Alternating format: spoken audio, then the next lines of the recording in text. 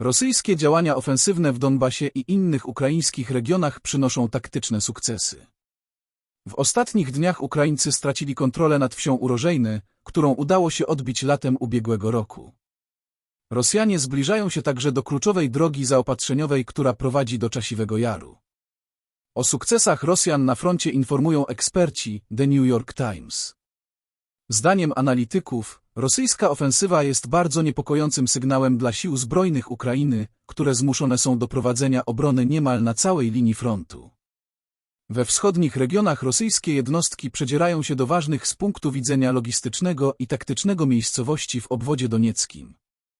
Ciężkie walki toczą się w okolicach miejscowości New York, Zalizne, Piwniczne. Rosjanie odnoszą także sukcesy w osadach znajdujących się na wschód od miasta Pokrowsk. Miejscowość przekształcona w garnizon wojskowy Ukrainy znajduje się na kluczowej drodze prowadzącej do Konstantynówki, a następnie Kramatorska i Słowiańska. Ewentualna utrata kontroli nad trasą T-0504 spowodowałaby bardzo poważne problemy w logistyce ukraińskich jednostek i najprawdopodobniej całkowitą izolację Czasiwego Jaru, który jest jednym z głównych celów kremlowskich wojsk. Nie lepiej dla Ukraińców sytuacja wygląda także w południowo-wschodniej części kraju. Ministerstwo Obrony Rosji poinformowało kilka dni temu o zajęciu osady Urożejne. Niewielka wieś była jedną z niewielu zdobyczy Ukraińców w trakcie zeszłorocznej kontrofensywy.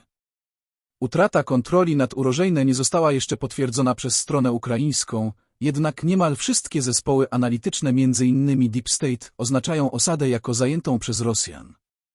Oczywiście to niefortunne, że wszystkie zdobycze poprzedniego lata powoli wracają pod rosyjską kontrolę.